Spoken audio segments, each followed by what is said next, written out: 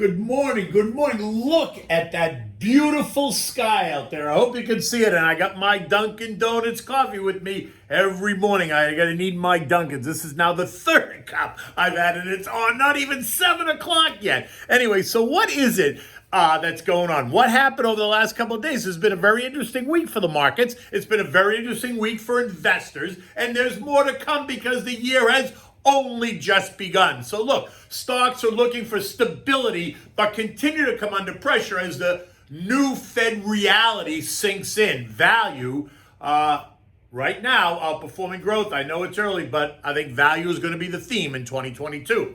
Oil pierces $80 a barrel. Expect prices at the pump to surge. Treasuries now yielding 1.74%, heading towards 2%. How much more pressure will that put on stocks in the days ahead? Crypto's also under pressure as they too adjust to the new Fed as investors start to move money around. And what are we serving up? Well, we're going to have the Frittata for Sunday brunch, but we'll get to that in a moment. So chop, chop, chop, chop, chop. That's what's happening. Stocks continue to try and find stability after the swift and somewhat violent reaction that saw stocks get whacked on Wednesday after the release of the most recent Fed minutes. Minutes that showed the possible triple threat posed by the Fed and by future monetary policy. Stocks ended the day mostly lower yesterday. The Dow gave up 170, S&P's down 5, the Nasdaq gave back 20, and the Russell added 12 points, while the transports ended the day flat. Up 1, but we'll call that flat. The 10-year Treasury is now yielding 1.74%. That's up from 1.35% only 2 weeks ago. A swift 27% jump in yield. And oil trading at $80.45 a barrel, up 8% since January 1st. And that's WTI. Brent is trading even higher at nearly $83 a barrel. Gold is trading at $17.90 an ounce, down $40 in the last week. Cryptos are under fire, with Bitcoin trading at 41,000 this morning, down 20% from where it began the year, and Ethereum is off 16% at 3,100, and other cryptos are in decline in sympathy. So the Fed minutes revealed that someone wasn't paying attention to what the economic data points were telling all of us. They completely, apparently ignored the warning signs that were flashing at the cash register. That they overstimulated and overcompensated for COVID and all of its cousins.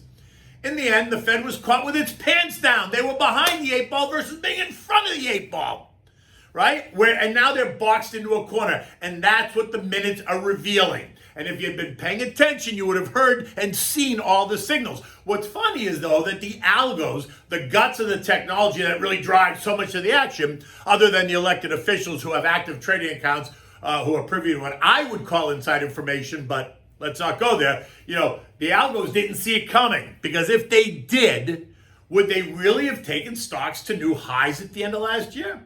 I guess really the question is, the reality is that the algos did not assign the correct probability of a Fed triple threat to hit the newswire. That's really the question, right? What was the probability?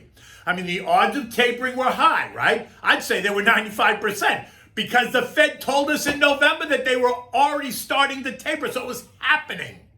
The odds of 3 rate increases were also high, right? Better than 70% according to the Fed fund futures, and the odds of a balance sheet reduction in the future, think 2023, were better than 50%, and that's great. But the odds of all 3 of these events happening simultaneously, well, no one really bet on that. That had to be something south of 10%, I would imagine. Or at least that would have been correct if you drank the Kool-Aid.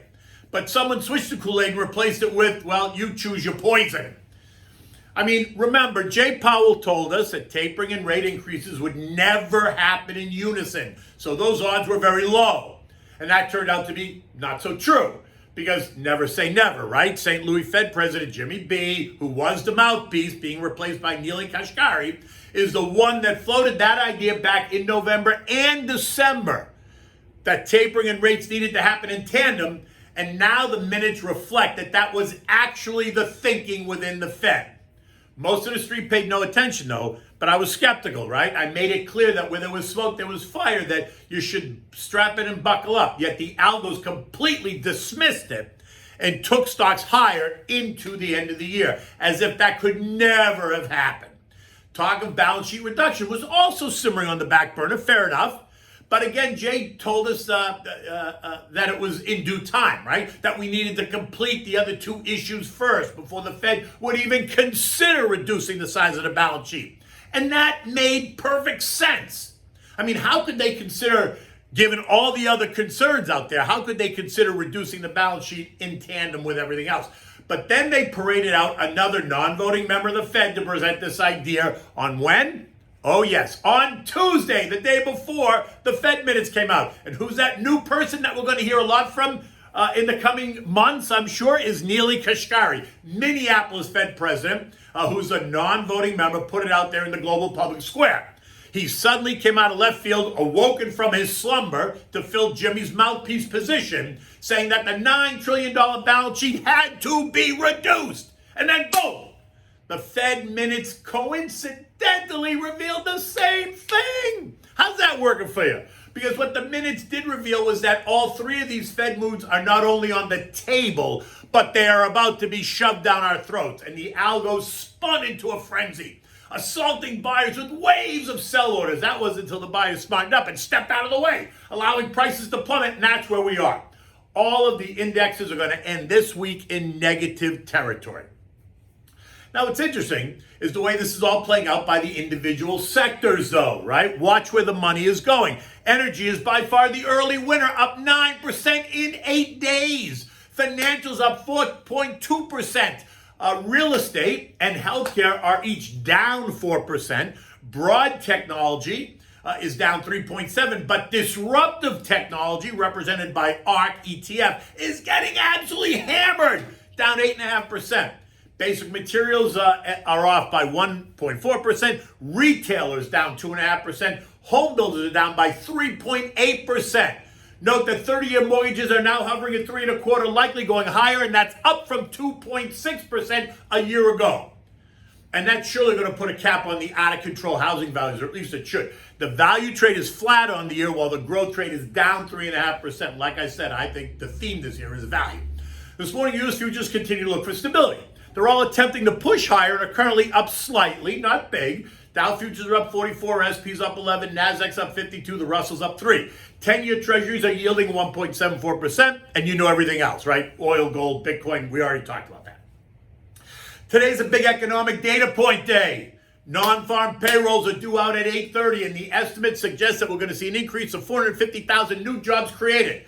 But on Wednesday, ADP reported a nearly doubling of their estimate, suggesting a strong job market. And we know that there are more than 11 million jobs available out there, as per the JOLTS report. So it would not be a surprise to see a strong number this morning. But rather than just watch that top line jobs number, pay attention to the wage piece of this report. Average hourly earnings expected to be up 0.4% month over month and 4.2% year over year. If those numbers are stronger, it plays right into the growing inflation problem and will embolden the Fed hawks even more. Look, employers are going to have to pay more to satisfy worker demands, and workers are demanding more to help them keep up with rising prices and the cost of living. And that's only going to push up prices at businesses even higher as they raise prices to accommodate the rising wages and what could be a 1970s style wage price inflation spiral. But that's a conversation for another day. Remember, I did bring that up back in November. I was concerned about that, and now it seems to be playing out. European stocks are marching mostly in place this morning as morning turns to afternoon in Europe. The FTSE's flat. France is up 0.1%. Germany is down 0.1%. Eurostock is up 0.1%. Spain is down 0.5%. And Italy is up 0.5%. So investors there are confused. CPI data in the Eurozone jumped 5% year over year in December, and that's now pushing Christine Lagarde, president of the European Central Bank, into the same corner as Jay Powell. So keep your eyes on what's happening across European rates.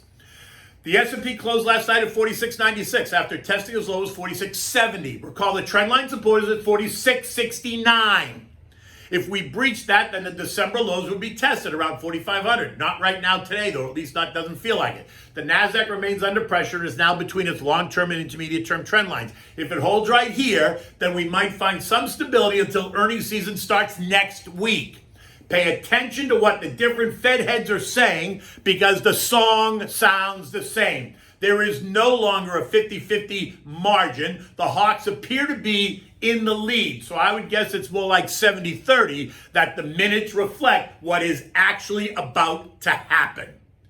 Text the word invest. You know, you can always text the word invest to 21,000 on your cell phone to get my digital business card. It goes right to your phone. Feel free to download it, send it off to me in an email or a text. I'm always, you know me, I'm always happy to engage and talk markets, planning, thoughts, concerns, ideas, or almost anything else that's on your mind. You know, you can follow me on Twitter and TikTok at Kenny Polcari and on Instagram at KennyP1961. So what are we serving up? This is kind of a lunchy, brunchy meal.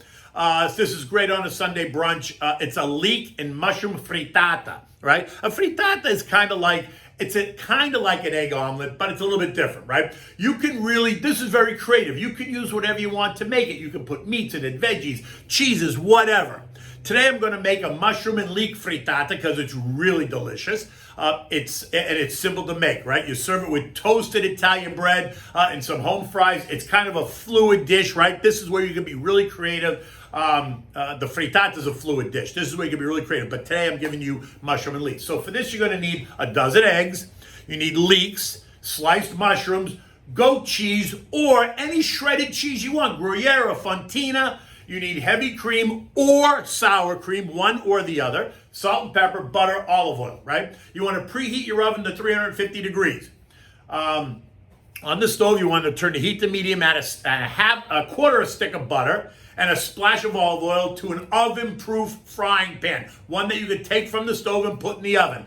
You want to add the leeks, which you've sliced, the white and pale green parts only, that you sliced in. You want to put them in there, saute them around, let them soften up. Once they soften up, you want to add the sliced mushrooms, and you want to cook them for 10 more or 15 more minutes. Let them all blend. Let the water that the mushrooms create kind of evaporate, right? But you want to season it with salt and pepper. Now, in a large bowl, whisk the eggs and add in either a half a cup of heavy cream or a half a cup of sour cream, not both. Add softened goat cheese or any shredded cheese that you like. Season it with salt and pepper. Now add the eggs to the frying pan and let it set. Don't stir them around. Let it set, maybe 5 minutes or so. Now take the pan off the stove and put it in the oven. You're going to bake it for another 5 to 8 minutes, but keep your eyes on it. You just want to watch it. You can tell the eggs will get nice and puffy. They'll start to get golden brown on the top. When it does, you want to remove it. It should slide right out of this Teflon pan right onto a plate, almost like a pizza, right? Because it's going to be the shape of the frying pan, so it's going to be round like a pizza. You should take your pizza knife, right, and cut it like a pizza, right? So you'll cut it into 8 sections. You cut it this way and this way and this way and then this way, and then you serve it with your Sunday brunch with whatever else you're putting out there. So you're going to have home fries. Maybe you're going to have some bagels and lox. Maybe you're going to have, steak or prime rib, whatever you're serving for your Sunday brunch when you have your friends over in any event. Look, you can see it out. You can just see it outside. The sun comes up. The day is bright. It's going to be a gorgeous weekend here in South Florida. I understand it's going to be in the high 70s, no humidity. Absolutely beautiful. In any event, have a great weekend. Take good care, and I'll see you on Monday.